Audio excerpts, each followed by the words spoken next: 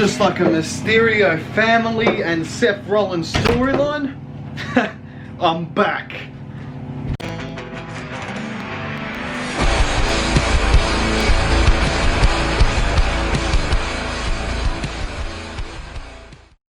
Hello and welcome to our wrestling perspective. If you like what you see, give it a thumbs up. But listen, we're not talking about the thumbs up for today. You know what we're talking about? You're probably thinking, what are you talking about? Well, we're going to be talking about the whole week of professional wrestling because it's back. It's our weekly perspective and it's episode 18. Yes, episode 18.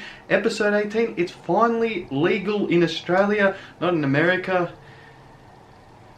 But what?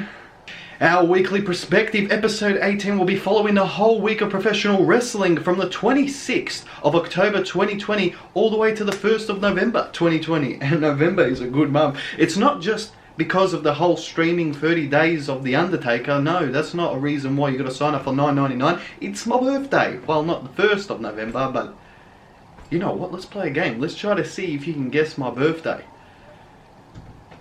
And if you get it right, you're doing better than my parents. Now, to start off this whole week of professional wrestling, we have to focus on the Monday for me, but it was Sunday for America. Well, let's talk about my week. And my week consisted of Monday, Hell in a Cell. Yes, it was hell. But I have 5 points that stuck out from the Hell in a Cell. You're thinking, what's the 5 points? Well, I'll let you in on the 5 points. You gotta calm down a bit, mate. Where's the emblem? There we go. Now we can talk about the 5 points. First point being Roman Reigns made Jey Uso say I quit after he put the guillotine on Jimmy when Jimmy's like, but we're family. He's like, yeah, sweet, take one of these ones. But you know what I don't get? How people are on the Roman Reigns train. You know why I don't get the people that are on the Roman Reigns train? Now I can't say train because that's Braun Strowman Express. Whether the tribal chief, tribal chef, tribal whatever it is. He's more OP than he has ever been. And he's doing less moves. He does one clothesline and then he talks for half an hour. He's like, I just want you to acknowledge me. Well, the person's down after one move. And people are saying this is good? Nah, I'd rather the 5 moves of doom than one clothesline and then one paragraph. No, we don't need this. Wreck everyone and leave. No, I just change channel and leave. Second point being for Hell in a Cell. Did you see how Tucker turned on Otis? He turned on him that bad. He ended up getting drafted from Raw back to SmackDown. Yeah, I know I could have written a better joke than this, but the joke is that they split up in the first place. And yeah, that moves us on to the third point, believe it or not. And the third point is Miz is now Mr. Money in the Bank. And I honestly can't remember the last time I had money in my bank. Fourth point being, we're talking about the Hurt Business and how they laid their hurt straight onto Retribution because it was Bobby Lashley up against Slapjack for the United States Championship. And I can sum this up in my famous name of Retribution. Well, not a famous name, but my name that was going to be in Retribution, but they said no, it was called Face Slap because that's legit everything I do whenever they are on TV, if that made sense. Yeah, and it would catch on. Like, I do the face slap, and then the rest do the face slap. So on 3, 1, 2, 3. Now we're talking about the fifth point, and the fifth point being that, well, there's 2 new champions. Yes, I added that to the fifth point because the Blueprint the Blueprint Sasha Banks walked out the new SmackDown Women's Champion. I don't give a damn. And Randy Orton is the new WWE Champion, making him a 14-time champion, 2 away from succeeding past the reigns of John Cena, the man you can't see, and the Nature Boy, Ric Flair. Woo! That would be pretty good. And you know that for a fact that Randy Orton's not going to go anywhere because I don't see him in any Hollywood kind of situations, and plus how the dig that he did at Batista. But that's besides the fact. How the hell did Randy Orton beat Drew McIntyre after losing constantly?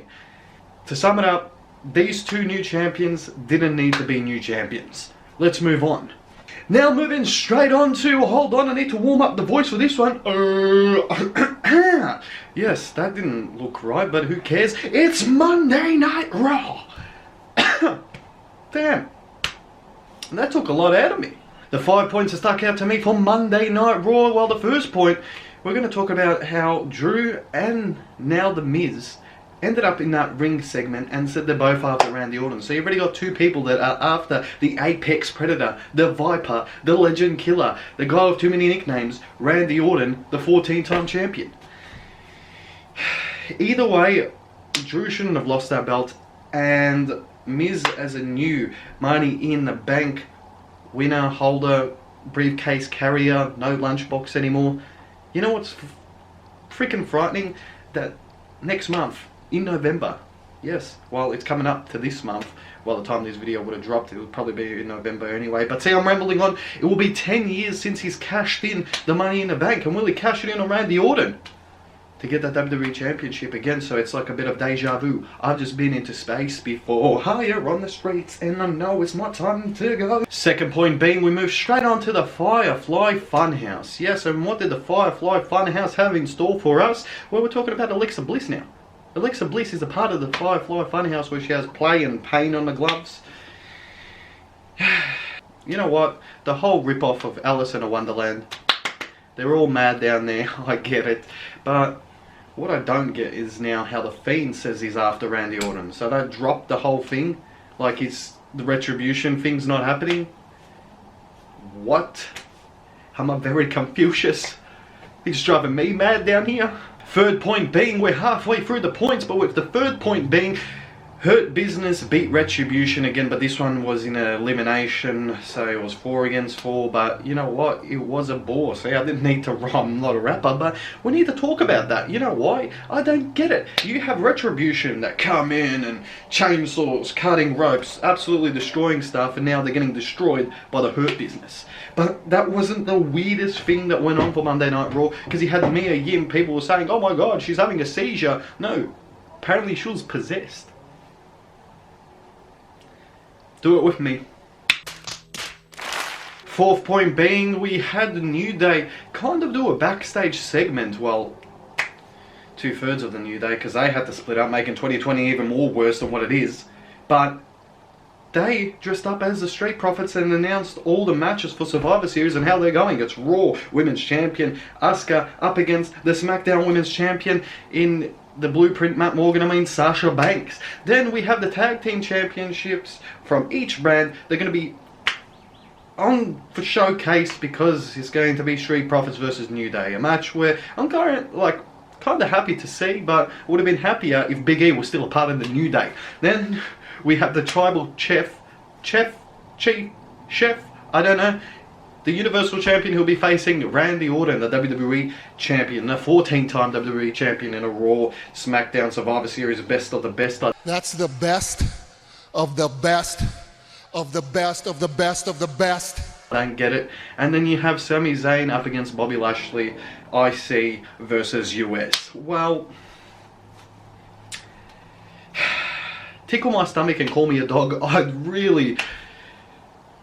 don't care. But you know, they did a good impersonation of the Street Profits. Fam! Then the fifth and final point for Monday Night Raw, if you believe it or not, 3 people have qualified for Team Raw, the males team, because they've already decided on the females team after Lana went through a table. That was like the celebration. But we're talking about the males team, and the males team has AJ Styles. You're like, whoa, AJ Styles, he's a very good pick to be in it. But it's not just AJ Styles that's on Team Raw. There's 2 other people, and you have Sheamus.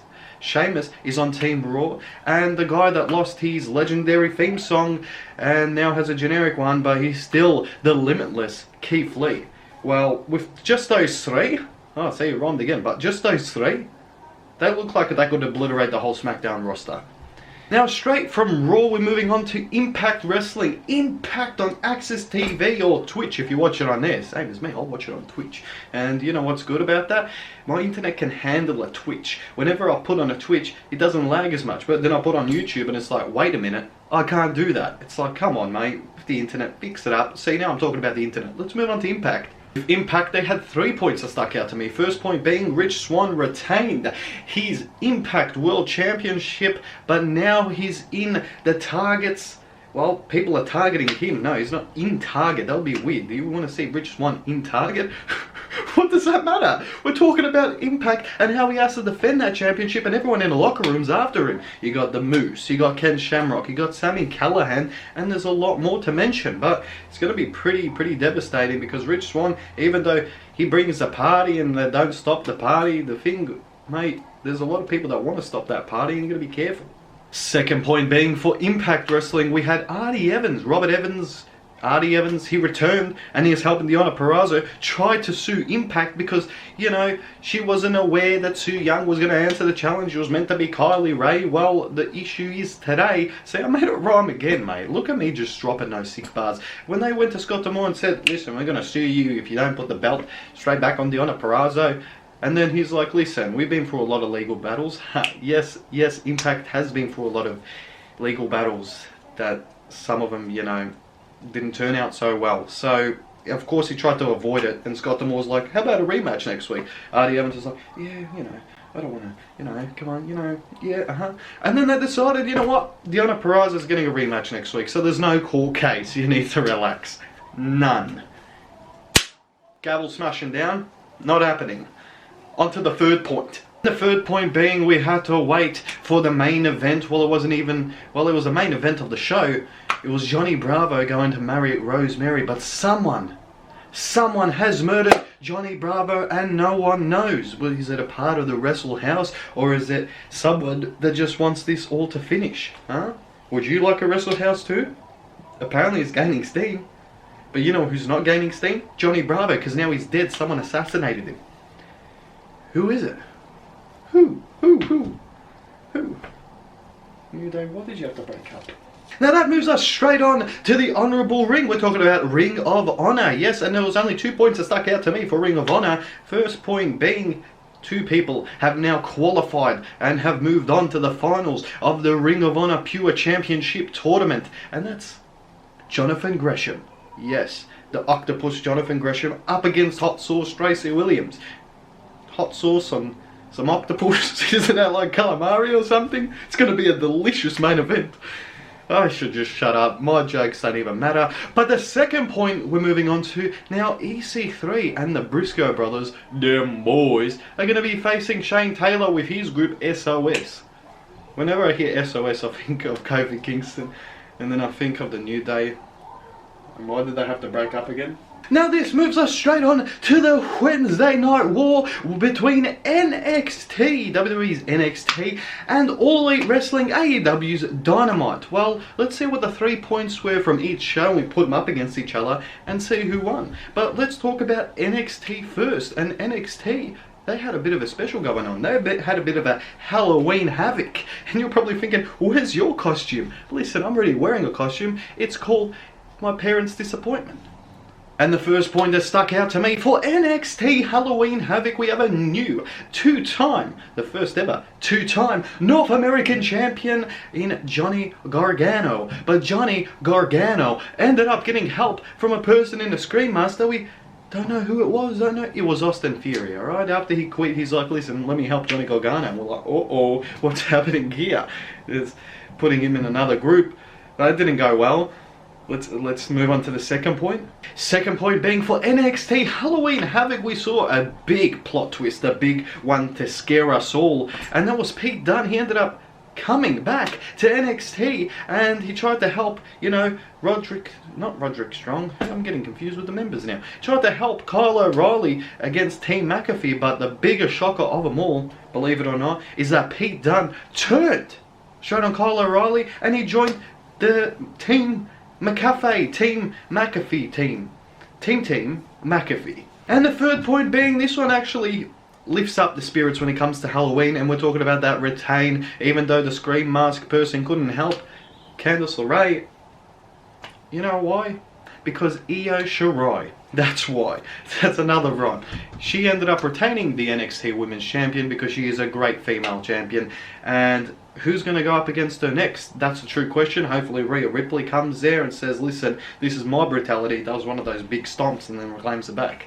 Now moving straight on to All Elite Wrestling. What were the 3 points that they brought to me? Well, the first point being that Hangman Adam Page and the cleaner Kenny Omega will be facing off against each other at Full Gear for the finale of the tournament to see who's going to go after the World Heavyweight Champion. Well, I'm actually excited because, you know, how they split up as a tag team now, they're finally meeting up. This is going to be a good match regardless at Full Gear, and the new Kenny Omega that we've seen has just been absolutely destructive. So it's going to be absolutely fantastic to see those two forces finally collide. Second point being, I'm kind of scared now because when the Young Bucks sat down with Excalibur over camera, over Zoom, whatever it was, and then Tully Blanchard was with FTR, and they said, listen, we're just going to leave if you're going to ask all the Young Buck questions. So they left, but the Young Bucks added the very, very, very sneaky little thing to this match. They said, if we don't win the tag belts, we're not going to go after them again.